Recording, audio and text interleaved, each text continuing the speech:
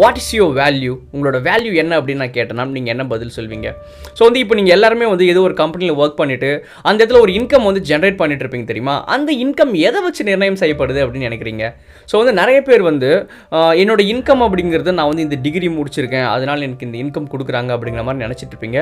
But அது கிடையவே கிடையாது. உங்களோட ஸ்கில் எந்த மாதிரி இருந்துட்டு இருக்கோ அதை வச்சு உங்களோட இன்கம் அப்படிங்கிறது நிர்ணயம் செய்யப்படுது. ஸோ இந்த வீடியோவில் உங்களோட ஸ்பேர் டைமில் என்னென்ன மாதிரியான ஹை இன்கம் ஸ்கில்லை நீங்கள் டெவலப் பண்ணிக்கலாம் அப்படிங்கிறத பற்றி பார்க்க போகிறோம்.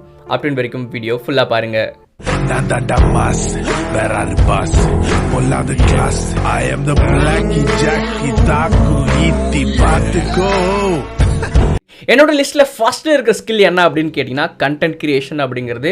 ஏன்னா இப்போ இருக்கிற இன்டர்நெட் வேர்ல்டில் ஒரு traditional way of money earning மெத்தட்லேருந்து டிஃப்ரெண்ட்டாக இருக்கிற ஜேர்னர் என்ன அப்படின்னு கேட்டிங்கன்னா இந்த கண்டென்ட் கிரியேஷன் அப்படிங்கிற ஃபீல் தான். ஸோ வந்து கண்டென்ட் கிரியேஷன் ஸ்கில்லை மட்டும் நீங்கள் டெவலப் பண்ணிட்டீங்கன்னா வீட்டில் இருந்துகிட்டே உட்காந்த இடத்துல இருந்துகிட்டே நீங்கள் வந்து லட்சக்கணக்கில் சம்பாதிக்கலாம். யூடியூப் கிரியேட்டர்ஸ்லாம் நிறைய பேர் பார்த்துருப்பீங்க. ஜஸ்ட் ஒரு வீடியோ போடுவாங்க. ஸோ வந்து அதுக்கு வந்து வெளிநாட்டிலேருந்து பார்வைகள் அதிகமாக வந்துச்சுன்னா நிறைய காசு வந்து ஏர்ன் பண்ண முடியும். அது மட்டும் இல்லாமல் உள்நாட்டிலேயே எக்கச்சக்கமான வியூஸ்லாம் வந்துச்சுன்னா நீங்கள் வந்து அசால்ட்டாக வந்து ஒரு கண்டென்ட் மேக் பண்ணி போகிறது மூலமாக வந்து நிறைய மணி வந்து ஜென்ரேட் பண்ண முடியும். ஸோ கண்டென்ட் கிரியேஷன் அப்படிங்கிறது ஃபியூச்சர் வந்து அதுவாக தான் இருக்க போகுது. ஓகேங்களா? ஸோ இப்போவே வந்து கொஞ்சம் கொஞ்சமாக இந்த கண்டென்ட் கிரியேஷன் ஃபீல்டை பற்றி தெரிஞ்சுக்கிட்டு நீங்கள் வந்து வீடியோ வந்து ஒரு கண்டென்ட் கிரியேட் பண்ணலாம், இல்லை வந்து ஆடியோ வந்து ஒரு கண்டென்ட் கிரியேட் பண்ணலாம், இல்லை உங்களுக்கு ரைட்டிங்கில் வந்து இன்ட்ரெஸ்ட் இருந்துச்சுன்னா ஒரு பிளாக் மூலமாவோ இல்லை வந்து ஒரு வெப்சைட்டில் ஆர்டிகல்ஸ் ரைட் பண்ணுறது மூலமாவோ நீங்கள் நினச்சி பார்க்க முடியாத அளவு வந்து மணி ஏர்ன் பண்ண முடியும். கண்டிப்பாக கண்டென்ட் கிரியேஷன் ஸ்கில்லை வந்து எல்லாருமே டெவலப் பண்ணிட்டு ஆகணும். அண்ட் செகண்ட் விஷயம் வந்து மார்க்கெட்டிங் ஸ்கில் அப்படிங்கிறது. நீங்கள் எங்கே போனீங்கனாலும் மார்க்கெட்டிங் ஸ்கில் அப்படிங்கிறது இல்லாத இடம் கிடையவே கிடையாது. மார்க்கெட்டிங் அப்படிங்கிறது ஏதோ ஒரு ப்ராடக்ட் நீங்கள் வந்து விற்க போகிறீங்க அப்படின்னு நினச்சிக்க வேணாம். ஏதோ ஒரு இடத்துக்கு போகிறீங்க, ஒரு இன்டர்வியூக்கு போகிறீங்கன்னா கூட அந்த இடத்துல உங்களை நீங்கள் எப்படி வந்து உங்களை செலக்ட் பண்ணுறதுக்கு எப்படி உங்களை பிரதிபலிக்க போகிறீங்க அப்படிங்கிறதும் it's a kind of marketing தான். ஓகேங்களா? ஸோ வந்து மார்க்கெட்டிங் ஸ்கில் அப்படிங்கிறது which is very very essential for everything. So வந்து எப்படி ஒரு ப்ராடக்ட்டை கஸ்டமர்ஸ் லைக் பண்ணுற மாதிரி நம்ம மார்க்கெட்டிங் பண்ணுறோம் அப்படிங்கிறதும் வந்து ஒரு மிகப்பெரிய ஸ்கில் அப்படின்னு தான் நான் சொல்லுவேன். அண்ட் தேர்ட் ஸ்கில் வந்து சேல்ஸ் அப்படிங்கிற ஒன்று. எல்லாராலையும் வந்து ஒரு ப்ராடக்ட்டை வந்து கரெக்டாக சேல்ஸ் பண்ணிட முடியாது. ஸோ அதுக்குன்ட்டு நீங்கள் கஸ்டமர்ஸை பற்றி நிறைய விஷயங்கள் தெரிஞ்சுக்க வேண்டியிருக்கும். உங்கள் ப்ராடக்ட்டை வந்து கரெக்டாக நீங்கள் வந்து மார்க்கெட்டிங் பண்ணுற ஒரு திறமையை வந்து வளர்த்துக்க வேண்டியிருக்கும். ஸோ சேல்ஸ் அப்படிங்கிறது எல்லாத்துக்கிட்டுமே வந்து கட்டாயம் இருக்க வேண்டிய ஒரு ஸ்கில். ஸோ அதுக்காக நீங்கள் என்ன பண்ணலாம் அப்படின்னு பார்த்தீங்கன்னா, நான் என்ன வைக்க போகிறேன், என்ன வாங்கி விற்கிறது, எனக்கு என்னோட திறமையை நான் எப்படி வளர்த்துக்கிறது சேல்ஸில் அப்படின்னு கேட்டிங்கன்னா, ஃபர்ஸ்ட் அதை பற்றி நான் நாலேஜை வளர்த்துக்கோங்க. கஸ்டமர்ஸ் எப்படி நான் அப்ரோச் பண்ண போகிறேன், என்னென்ன மாதிரியான விஷயங்களை சொல்லி அவங்களை கவர போகிறேன் அப்படிங்கிற விஷயங்கள் எல்லாத்தையுமே தெரிஞ்சுக்கிட்டு நீங்கள் சிம்பிளாக ஒரு இபுக் ஒன்று ரைட் பண்ணுங்கள். உங்களுக்கு தெரிஞ்ச விஷயங்களை ஒரு இபுக்காக வந்து கன்வெர்ட் பண்ணி அதை எப்படி கஸ்டமர்ஸ் கிட்ட கொண்டு போகிறேன், அதை வாங்க வைக்கிறதுக்கு என்னென்ன மாதிரியான ஐடியாஸ் ட்ரிக்ஸ்லாம் நான் பயன்படுத்துகிறேன் அப்படிங்கிறத ட்ரை பண்ணி பார்த்து நீங்கள் எடுத்த உடனே வந்து உங்களோட இபுக்கை வந்து சேல் பண்ணணும் அப்படிங்கிற ஒரு அவசியம் கிடையாது. பட் அதுக்காக நீங்கள் ட்ரை பண்ணுறீங்க தெரியுமா, அது மூலமாக நிறைய எக்ஸ்பீரியன்ஸ் அப்படிங்கிறது கிடைக்கும். ஸோ வந்து ஒரு ப்ராடக்ட் சேல் பண்ணுற ஸ்கில் அப்படிங்கிறது which is highly in demand skill அப்படின்னு தான் நான் சொல்லியாகணும். அண்ட் ஃபோர்த் வந்து காப்பி ரைட்டிங் ஸ்கில் அப்படின்னு சொல்லுவாங்க. காப்பி ரைட்னா நிறைய பேருக்கு தெரிஞ்சிருக்கிறதுக்கு வாய்ப்பு இல்லை. சிம்பிளாக சொல்லணும், ஒரு ப்ராடக்ட் ஒன்று இருக்குது அப்படின்னு வச்சுப்போம். அந்த ப்ராடக்ட்டை நீங்கள் வந்து அதை பற்றி எல்லாத்தையுமே சொல்லாமல் ஜஸ்ட் ஒரு 4-5 லைன் சொல்கிறது மூலமாகவே வந்து அந்த ப்ராடக்ட்டை பற்றி கஸ்டமர்ஸ் வந்து ஆட்டோமேட்டிக்காக அதை புரிஞ்சுக்கிட்டு ஓகே இவ்வளோ விஷயங்கள் இருக்கா அப்படிங்கிற மாதிரி வந்து சிம்பிள் வேர்ட்ஸ் மூலமாக நீங்கள் எக்ஸ்பிளைன் பண்ணுறதா காப்பி ரைட்டிங் அப்படின்னு சொல்லுவாங்க. சிம்பிளாக சொல்லணும்னா உஜாலா கம்பெனி ப்ராடக்ட் ஒன்று இருக்குது, அந்த நீளம் இருக்குது தெரியுமா, அந்த உஜாலா கம்பெனி ப்ராடக்ட்டை வந்து எக்ஸாம்பிளுக்கு வச்சுப்போம். ஸோ அதோட ஸ்லோகன் என்னவா இருந்துட்டு இருக்கு, 4 சொட்டு தானே ஆஹா அப்படின்னு முடிச்சிருவாங்க தெரியுமா.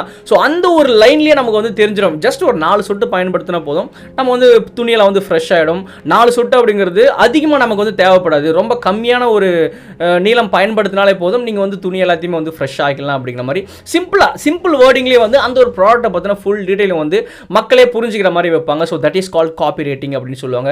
இதுக்கும் வந்து இப்போ இருக்கிற காலகட்டத்தில் ரொம்ப டிமாண்ட் இருக்க செய்யுது. பட் உங்களுக்கு கொஞ்சம் ஸ்கில் இருக்கணும்.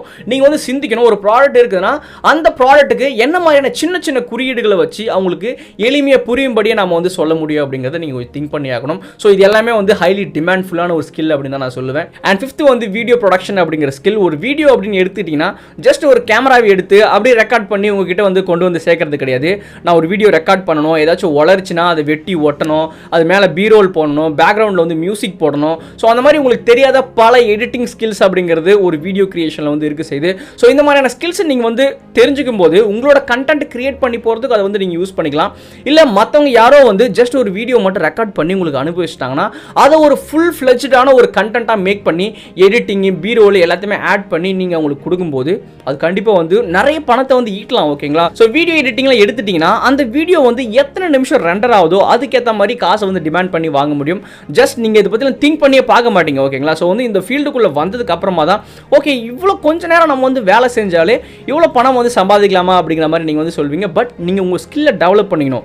அந்த விஷயத்தை வந்து ஒரு அரை மணி நேரத்தில் முடிக்கிறீங்கன்னா அந்த ஸ்கில்லை டெவலப் பண்ணுறதுக்கு நீங்கள் ரொம்ப வந்து டைம் ஸ்பெண்ட் பண்ண வேண்டியிருக்கும். ஸோ கண்டிப்பாக video editing video production skill அப்படிங்கிறது உண்மையிலேயே நிறைய பணம் ஜென்ரேட் பண்ணக்கூடிய ஸ்கில் தான். அண்ட் இன்னொரு ஸ்கில் வந்து கிராஃபிக் டிசைன் அப்படிங்கிறது. அதுவும் வந்து சிம்பிளாக நீங்கள் ஒரு லேப்டாப் வச்சுருந்தீங்கன்னா போதும் கிராஃபிக் டிசைன் ஃபோட்டோஷாப்பில் பண்ணலாம். இல்லை அடோபியில் வந்து நீங்கள் ஈஸியாக பண்ணிட்டு போயிட்டே இருக்க முடியும். ஓகேங்களா? ஸோ வந்து அந்த ஸ்கில் இருந்துச்சுனாலே போதும். இப்போ ஜஸ்ட் ஒரு தம்ப்நெயில் வந்து யாருக்காச்சும் கிரியேட் பண்ணி கொடுத்தீங்கன்னு வச்சுக்கோங்களேன், 200 300 கொடுப்பாங்க. இல்லை ஏதோ ஒரு கம்பெனி வந்து சின்ன பேனர் கிரியேட் பண்ணி தர போறீங்க, போஸ்ட் கிரியேட் பண்ணி தர போறீங்கன்னா ஜஸ்ட் வீட்டில் இருந்துகிட்டே ஃபோட்டோஷாப் மூலமாக நீங்கள் ஈஸியாக கிரியேட் பண்ணி தர முடியும். ஸோ அந்த ஸ்கில்ல வந்து ரொம்ப டிமாண்டாக இருக்க செய்து இப்போலாம் பார்த்தீங்கன்னா NFT நான் ஃபங்கபிள் டோக்கன் அப்படின்னு சொல்லுவாங்க இல்லையா? நீங்கள் ஏதோ ஒரு பெயிண்டிங் மாதிரி கிரியேட் பண்ணி அதை NFTயை கன்வெர்ட் பண்ணி இந்த இன்டர்நெட் வேர்ல்டில் வந்து உலாவ விட்டிங்கன்னா லக் இருந்துச்சுன்னா உண்மையிலேயே மில்லியன் கணக்கில் நீங்கள் வந்து ஏர்ன் பண்ணுறதுக்கு வாய்ப்பு இருக்குது. ஸோ இந்த மாதிரியான எக்கச்சக்கமான ஆப்பர்ச்சுனிட்டிஸ் இருக்க தான் செய்து நீங்கள் கிராஃபிக் டிசைன் கற்றுக்கிறது மூலமாக. அண்ட் 7th ஒன் வந்து கோடிங் அப்படிங்கிற ஸ்கில்லுங்க. இப்போ ஒரு மொபைலை எடுத்துட்டிங்கன்னா அதில் கண்டிப்பாக ஆப்ஸ் இல்லாமல் இருக்காது, இல்லை ஏதோ ஒரு வெப்சைட் வந்து கண்டிப்பாக இல்லாமல் இருக்காது. இது எல்லாமே எப்படி கிரியேட் பண்ணுறாங்க? கண்டிப்பாக கோடிங் லாங்குவேஜ்னால தான். C++, ஜாவா அப்படிங்கிறதுலாம் நிறைய பேருக்கு தெரியும். இப்போ லேட்டஸ்ட்டாக வந்து பைத்தான், மெஷின் லேர்னிங் அப்படின்ட்டு எக்கச்சக்கமாக இருக்குது செய்து.